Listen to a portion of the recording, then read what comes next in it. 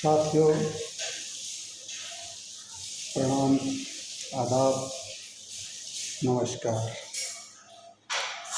साथियों, जिद्दी नेता मजबूत लोकतंत्र के छठे एपिसोड में मैं आपसे मुखातिब हूँ। साथियों, मुझे आज याद आया कि दिल्ली पुलिस कह रही थी पहले उस जंतर मंतर के धरना प्रदर्शन के विषय में कि यहाँ हरियाणा, पंजाब, यूपी के करीब 200-250 क्रिमिनल्स आ गए थे इस प्रदर्शन में। उसके बाद जितना ये प्रोपगंडा एजेंडा चलाने वाले थे पत्रकार, वो कहने लगे कि करीब 25,000 क्रिमिनल्स उस प्रोटेस्ट में घुस आए थे। साथियों, अगर 25,000 क्रिमिनल्स उस प्रोटेस्ट में घुस आया था, मैं पूछना चाहता हूँ दिल्ली पुलिस से, मैं पूछना चाहता हूँ दिल्ली पुलिस के उन नुमाइंदों से जो उस प्रोटेस्ट में वहाँ ड्यूटी पर थे, वो ड्यूटी कर रहे थे। पुलिस वालों ने डंडे चलाए, दमनकारी नीतियाँ हुई, बैलेट गन चला और ज्यादती की हद तक बढ़ गई। कई पत्रकार दिखा रहे हैं, मैंने भी लाइव देखा। एक लड़की जा रही थी, पीछे से एक SHO साहब थे, उन्होंने उनको डंडा घुसाने का प्रयास किया और हॉस्पिटल में जो जख्मी युवा हॉस्पिटलाइज हुए, क्या उनमें से कोई क्रिमिनल था?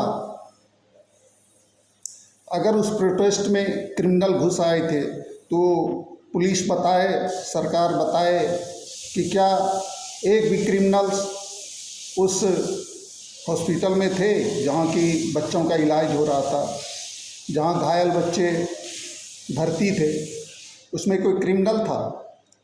अगर 25,000 क्रिमिनल आए हुए थे उस प्रोटेस्ट में और उनमें से कोई घायल भी नहीं था, इसका मतलब पुलिस की मंशा थी कि क्रिमिनल को नहीं पीटना है, स्टूडेंट को पीटना है, विद्यार्थियों को पीटना है, जो अपने वाजिब मांग को लेके उस धरना प्रदर्शन पे बैठे हुए हैं उनको पीटना है। यही मंशा दर्शाती है। अगर वहाँ क्रिमिनल थे और वो 25,000 की संख्या में थे और पुलिस वाले ने किसी को नहीं पीटा, जिसकी भी पिटाई हुई वो सभी छात्र थे। अजीब बात है ये। आपको तो चिन्हित करके उस क्रिमिनल को पीटना चाहिए। ये कहने से काम नहीं चलेगा। उसमें क्रिमिनल्स आ गए थे, उसमें विदेशी फंडिंग हो रही थी, बांग्लादेश और नेपाल बनाना चाह रहे थे लोग, कोई नहीं चाह रहा था साथी। ये सब प्रोपगंडा है। जुनैद के साथ जो आज हो रहा है, जुनैद के साथ जो आज यूपी में कर रहे हैं, उससे बाज आइए आप।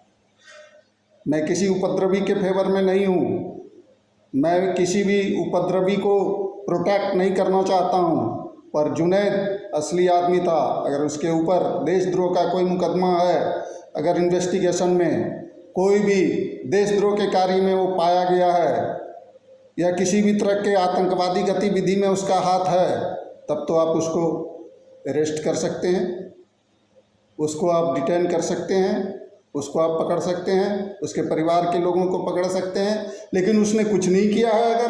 अगर वो सिर्फ विद्यार्थियों को खाना खिला रहे थे, अगर वो सिर्फ विद्यार्थियों का सेवा कर रहे थे, सिर्फ इसलिए उसको टारगेट किया जा रहा था कि वो मुसलमान है, तो ये गलत बात है।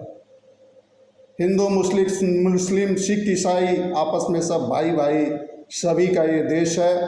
जो लोकतांत्रिक तरीके से चलेंगे, जो लोकतंत्र में अपना विश्वास रखेगा, उसका ये देश है। जो लोकतंत्र में जिसका विश्वास है, उसके ऊपर अन्याय करना, उसके ऊपर अत्याचार करना सिर्फ इसलिए कि वो किसी जाति का है, सवर्णों के ऊपर UGC कानून लेके आना सिर्फ इसलिए कि ये सवर्ण है, ये गलत बात है, ये दिक्कत वाली बात है। आपको फिर दिक्कत होगी साथियों, इस सरकार को फिर से दिक्कत होगी, बीजेपी को फिर से दिक्कत होगी, क्योंकि मकराना साहब ने अपना प्रोटेस्ट अभी बंद नहीं किया है। वो 600 किलोमीटर की पदयात्रा पे हैं। नीट पेपर लीक का मामला तो ठीक हो गया, पर अभी यूजीसी का मामला आना है, E20 इथनॉल का मामला आना है। गडकरी जी अपने जिम्मेदारी से नहीं बच पाएंगे। क्यों? कि वो पेट्रोलियम मंत्री नहीं होते हुए भी सभी स्टेटमेंट वही दे रहे थे, इथनॉल का पैरवी वही कर रहे थे, इथनॉल से कोई खराबी नहीं होती है वो यही बता रहे थे, गडकरी साहब ही बता रहे थे। चलिए बारी बारी से सबका हिसाब होगा, देखते हैं अगले एपिसोड साथ में। धन्यवाद। जय भारत, जय हिंदुस्तान, जय हिंद।